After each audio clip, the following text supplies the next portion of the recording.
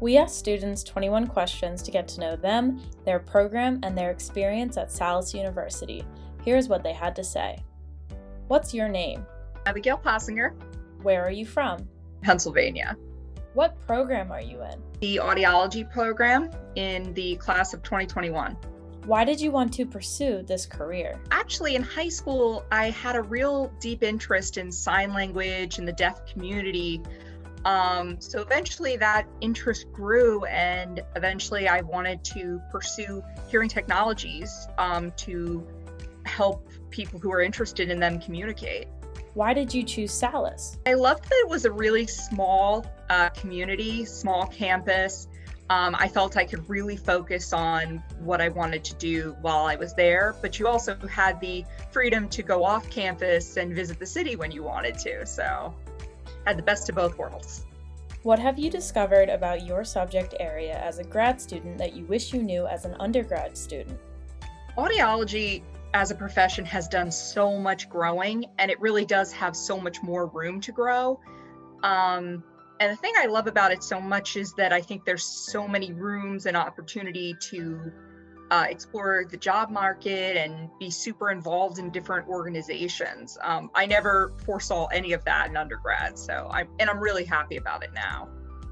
What do you feel is unique about your program at Salas? Clinical hours we get so much hands-on experience, and that's not just audiology, that's a multitude of our programs. What clinical experience has made an impact on you thus far at Salas? Hearing screenings in schools and the community. I've had so many opportunities to improve my clinical skills, being out and about and using what you have on hand is really makes you a great clinician.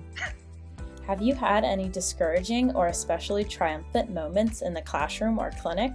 I have always struggled a little bit in school. I have auditory processing disorder, anxiety, and depression. And due to those struggles, learning in a classroom setting is really tricky for me. What I would really encourage students to do, and I think is very triumphant for me, was really taking advantage of tutoring services, accommodations if you qualify.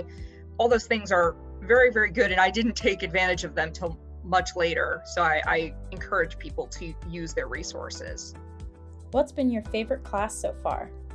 Implantable devices courses. I love the worlds of cochlear implants and BAHAs, and I think they're very interesting. And I've had the chance to observe some procedures, and it's very, very, very interesting.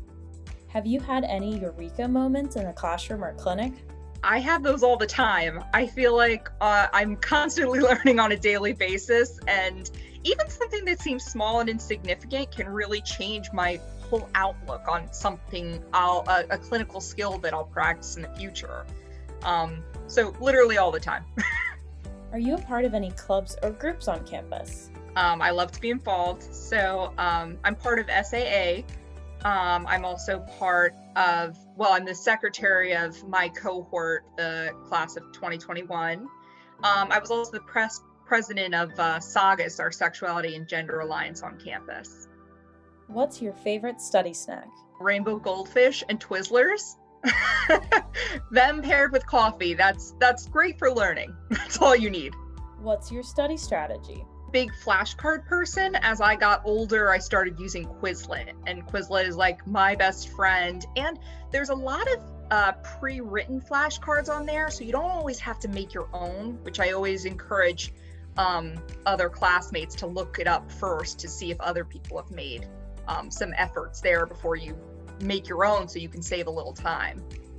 Where's your favorite spot to study on campus? Probably the second floor of the LRC. I like those little cube seats, those are my favorite to sit in and just take a blanket and seclude myself. What advice would you offer a peer who might be struggling in a specific subject or class? I would definitely say, as I said before, the free tutoring on campus and applying for accommodations if you qualify. Those are the big things that really helped me along the way to really become the student I am now, and also the clinician that I will become. How have you felt supported as a student and an individual while enrolled at Salas? I would say certain professors and students in my program have given me an incredible amount of support. I also have an incredible family, friends, and a girlfriend who really push me whenever I feel my, just my anxiety getting to me, or just am having a bad day. It's great to have all those supportive roles in my life. Where's your favorite place to chill between classes, on campus, or in the community at large? Anywhere that is a comfy place to sit and coffee. So Cozy, Panera, Starbucks, shouting out to you guys. That's all I need. How has going virtual impacted your learning experience? Luckily, I was actually off campus by the time virtual learning was implemented. I'm actually in my externship now out here in Connecticut. But we see patients on a regular basis. So it is a very new environment. We're learning every day, and, the protocols for safety and cleaning has gone way up, which is amazing and very good. But, we still need to take those precautions. But I watched other students who are going through it, and I feel for them. So, they'll get through it. What's the first thing you want to do once the pandemic is over? Go to a concert. I love rock music, and watching a virtual concert is not the same in that kind of music. It just isn't. What advice would you offer an undergrad considering pursuing an advanced degree in this field?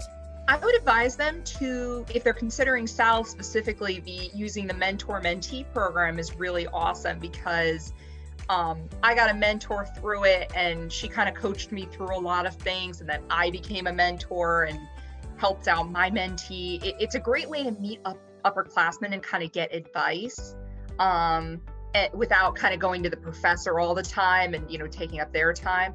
But I also would want to stress the importance of self-care while pursuing a degree in something like that. You need to give yourself a break, whether it's 10 minutes of breathing. Your body, mind, and your patients will definitely thank you for that little bit of self-care. To learn more about Salus University's programs, visit salus.edu/academics.